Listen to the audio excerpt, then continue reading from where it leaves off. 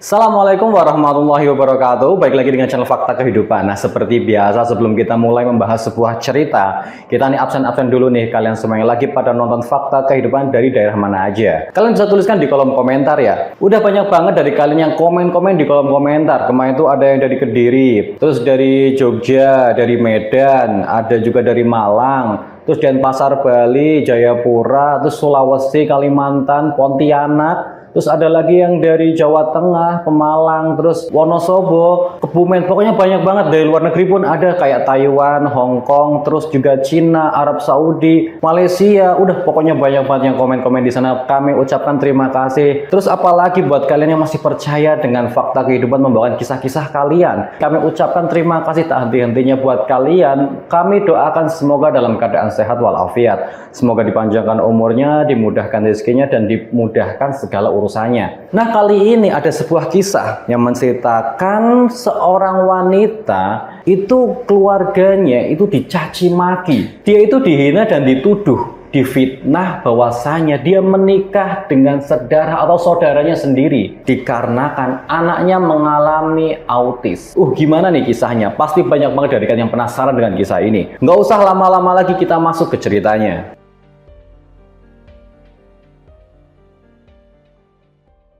Nah, seperti biasa nama dan tempat kita samarkan untuk kepentingan bersama. Nah, berkeluarga, menjalani bahtera rumah tangga memang banyak banget ujiannya. Kalau nggak dari dalam, dari keluarga sendiri, dari pasangan kita, dari anak, juga bisa dari luar. Tetangga, orang lain, ataupun sanak saudara, udah pasti banyak banget cobaannya. Nah, ini pun yang dialami oleh seorang wanita, sebut saja namanya Desi. Nah, Desi sama suaminya sebut saja namanya Putra. Desi sama Putra itu baru saja menikah. Nah, Desi sama Putra itu mempunyai usaha. Mereka tuh usaha jualan online. Setelah pernikahan mereka, baru saja menikah. Nah, saat itu Desi sedang mengandung. Nah, mereka itu berniat untuk pergi dan tinggal di sebuah desa. Dikarenakan berpikir seperti ini, tinggal di desa dengan suasana yang asri, udara yang seger, suasana yang nyaman, itu yang diharapkan Desi pada pedesaan, tinggal di pedesaan. Nah, Putra pun ya menyetujui dikarenakan dia tuh kerjanya tidak terikat. Dia tuh yang penting ada internet, ada alat-alatnya, ada kamera, ada komputer. Itu udah cukup buat bekerja si Putra. Putra sama Desi pun pergi ke sebuah desa di dekat pegunungan. Keadaannya asri, sejuk, dan nyaman. Nah, di sana saat Desi dan Putra pindahan membawa seabrek-abrek barang-barang mereka, dibawa ke sana. Itu tetangga-tetangga kiri, kanan, depan itu membantu untuk memasukkan barang-barang itu ke dalam rumah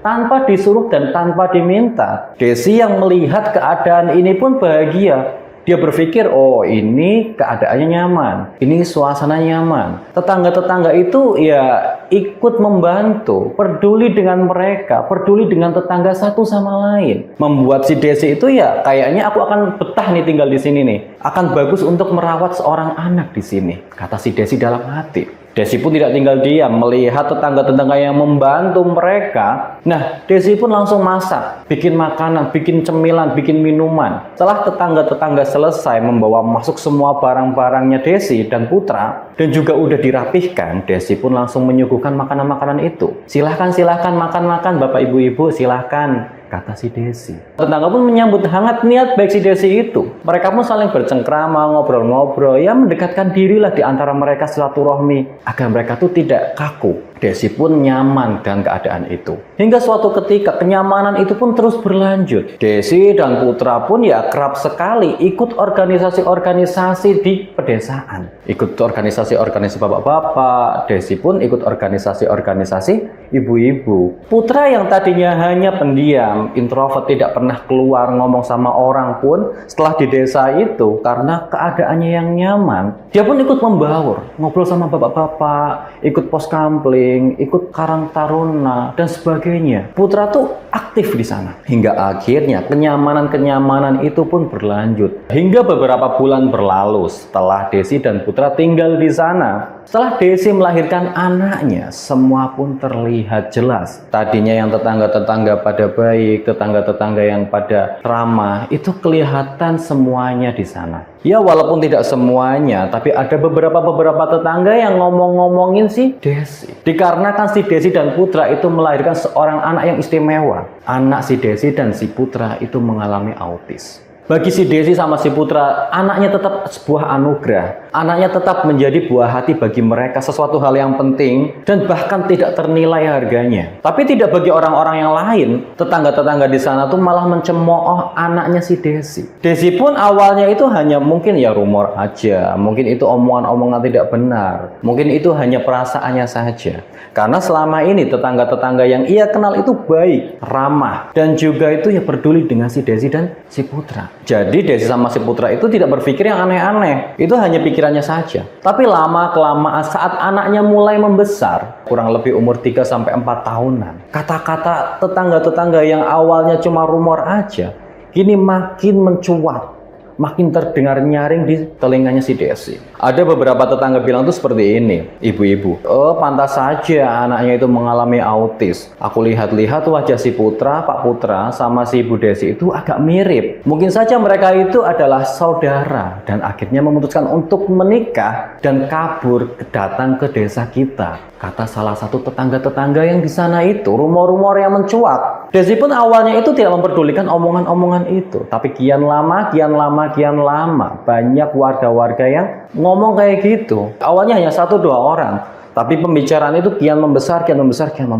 Dan rumor-rumor itu awalnya bagi Desi hanyalah omongan-omongan belaka saja. Tidak ambil pusing, apalagi tidak ambil hati. Si Desi dan si Putra itu awalnya tidak menghiraukan itu. Dia tetap bersosialisasi dengan tetangga-tetangga yang lain seperti biasanya. Hingga akhirnya pada suatu hari Desi pun sangat geram. Dia bercerita kepada suaminya pada malam hari. Sayang, aku tuh nggak kuat dengan omongan-omongan tetangga-tetangga kita. Mereka sering sekali mencemooh anak kita. Dia tuh sering ngomongin anak kita tuh ya, katanya kita tuh menikah sedara, anak kita tuh jadi seperti ini. Padahal bagi aku, anak adalah segalanya. Aku akan memberikan apapun untuk anakku. Tapi kenapa mereka tidak bisa memahami hasrat seorang ibu, perasaan seorang ibu? Mereka hanya bisa mencemooh dan sebagainya. Kata si Desi, emang siapa yang bilang? Kamu dengar dari mana? Kalau itu hanyalah perasaan kamu saja, mending jangan omongin deh. Takutnya menjadi fitnah. Kata si Putra, aku dengar langsung kok. Tadi ibu-ibu pada belanja, aku tuh di sana. Aku ikut belanja di sana, tiba-tiba salah satu ibu-ibu di sana tuh ngomong sama aku.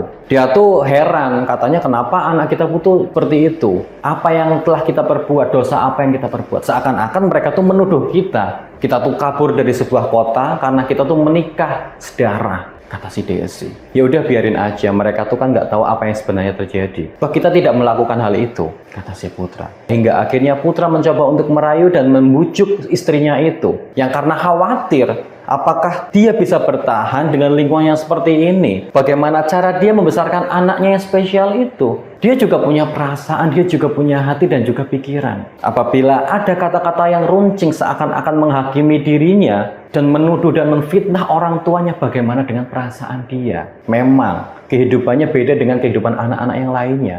Tapi kan dia juga berhak mendapatkan ya perhatian, mendapatkan keadilan di situ. Jangan dijadikan kespesialan itu menjadi sesuatu yang harus berbeda dengan anak-anak yang lain. Itu harapan si Putra sama si Desi selaku orang tua. Hingga akhirnya Desi dan Putra yang sudah geram itu mencari sekolahan untuk anaknya yang mengalami autis itu. Dicarikanlah sekolah khusus untuk anaknya. Di sana memang banyak sekali sekolah-sekolahan khusus untuk anak autis. Salah satunya yang ia temui oleh Desi. Desi dan Putra mengantarkan anaknya ke sana untuk mendapatkan ya sekolahan, untuk mendapatkan pendidikan, untuk mendapatkan perilaku yang baik untuk anaknya. Tapi pantas saja sesampainya di sana, tidak semua orang itu bisa menerima anak autis. Salah satu karyawan di sana itu malah mencemooh si anaknya si Desi itu. Mereka tuh bilang seakan-akan ya menghakimi si Desi.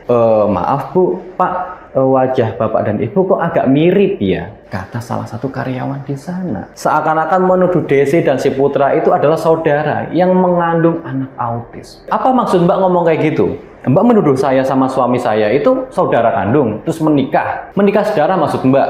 kata si Desi sambil marah. Putra pun mencoba untuk menenangkan istrinya itu yang tersulut emosi. Tenang, kamu sabar dulu.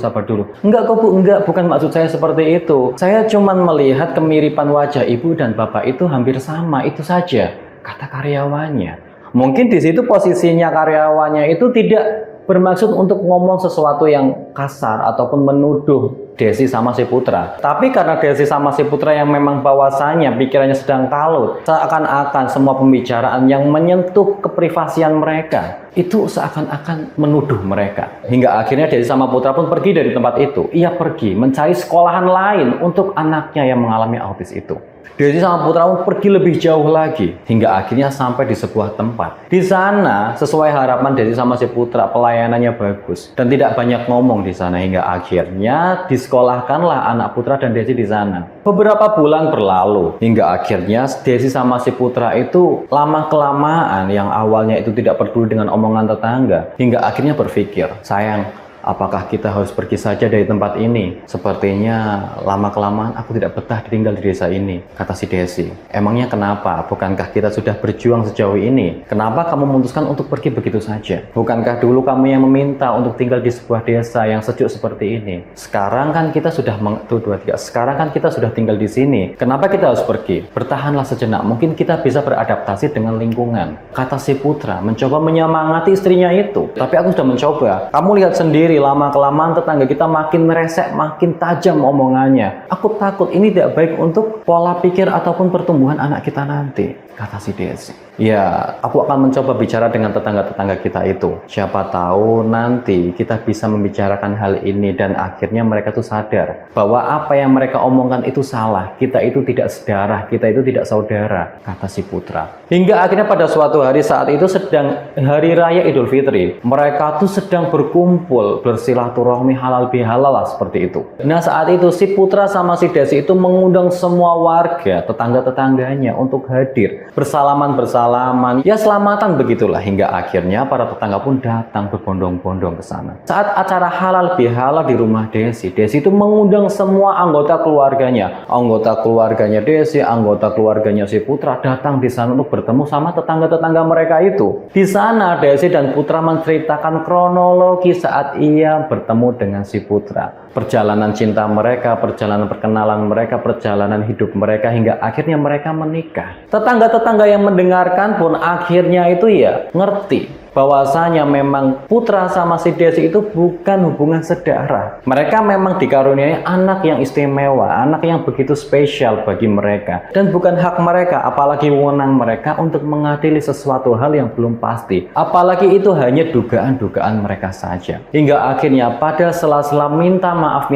di sana, salah satu warga pun ngomong sama si Desi sama si Putra. Jadi begini Bu Desi sama Pak Putra, sebenarnya bukan maksud kami untuk menghakimi Pak Putra sama Bu Desi dan keluarga. Bukan maksud kami untuk menuduh Bu Desi sama Pak Putra itu nikah sedara. Tapi begini, dulu jauh sebelum kedatangan Bu Desi sama Pak Putra datang ke desa ini, desa ini tuh seringkali menikahkan anak-anak mereka dengan pernikahan sedara. Hingga akhirnya banyak sekali anak-anak di sini, anak-anak kecil di sini itu mengalami autis. Dan desa ini pun terkenal sekali dengan kutukannya. Hingga akhirnya kalau ada orang ataupun anak yang mengalami autis, dugaan-dugaan mereka ataupun warga-warga di sini itu ya siapa tahu pernikahan sedara, seperti itu. Itu dugaan-dugaan mereka saja. Padahal itu sesuatu hal yang ya belum pasti. Jadi ya kami meminta maaf apabila omongan-omongan kami itu membuat Pak Putra dan Bu Desi itu sakit hati. Dan hingga akhirnya Pak Putra dan Bu Desi itu berpikiran bahwa kami itu menuduh-nuduh dan menilai kalian itu menikah sedara.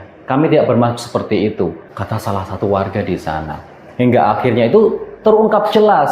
Ternyata warga di sana itu tuh ya masih trauma dengan kejadian-kejadian tempo dulu. Tempo dulu itu ternyata ada beberapa warga di sana itu nikah sedara. Hingga akhirnya melahirkan anak-anak autis di sana. Dan mereka pun masih trauma dengan hal itu. Jadi kalau ada anak autis, pikiran-pikiran warga di sini itu pikirannya tuh ya mungkin itu orang tuanya nikah sedara. Itu yang dipikirkan mereka karena mereka tuh masih trauma dengan masa lalu mereka sendiri. Hingga akhirnya Desi pun lega dengan kejadian itu. Sekarang sudah terbukti semua ternyata Desi dan Putra itu bukan nikah sedara Dan karena dia dikaruniai anak autis adalah anak spesial yang ia harus rawat, yang ia harus besarkan dengan sepenuh hati dan mendapatkan keadilan yang sama seperti anak-anak pada umumnya. Nah, begitulah kisah dari salah satu subscriber kita yang menceritakan dia itu difitnah dengan suaminya itu nikah sedara dikarenakan mereka mempunyai anak spesial yang mengalami autis. Nah, begitulah kadang kehidupan. Kadang itu ya kita hidup di lingkungan, hidup dengan penuh banyak orang yang bermacam-macam pikirannya dan dugaan mereka. Apabila kita mendapatkan masalah, mereka itu hanya bisa menilai, kadang tidak mencari tahu kebenarannya terlebih dahulu. Semoga kisah ini dapat menjadi pelajaran bagi kita semua dan diambil nilai-nilai hikmah-hikmahnya untuk dijadikan contoh pada kehidupan kita sehari-hari. Nah, bagi kalian semua yang pengen komen-komen, memberikan kritik dan saran yang membangun untuk fakta kehidupan, kalian bisa tuliskan di kolom komentar. Dan bagi kalian semua yang mempunyai cerita-cerita unik, kisah-kisah menarik yang ingin dibawakan oleh fakta kehidupan, kalian bisa kirimkan lewat WA ataupun Instagram di bawah ini. Dan tetap dukung channel kami dengan cara like, komen, dan subscribe, dan tunggu video-video berikutnya. Sekian dari saya, semoga bermanfaat. Wassalamualaikum warahmatullahi wabarakatuh.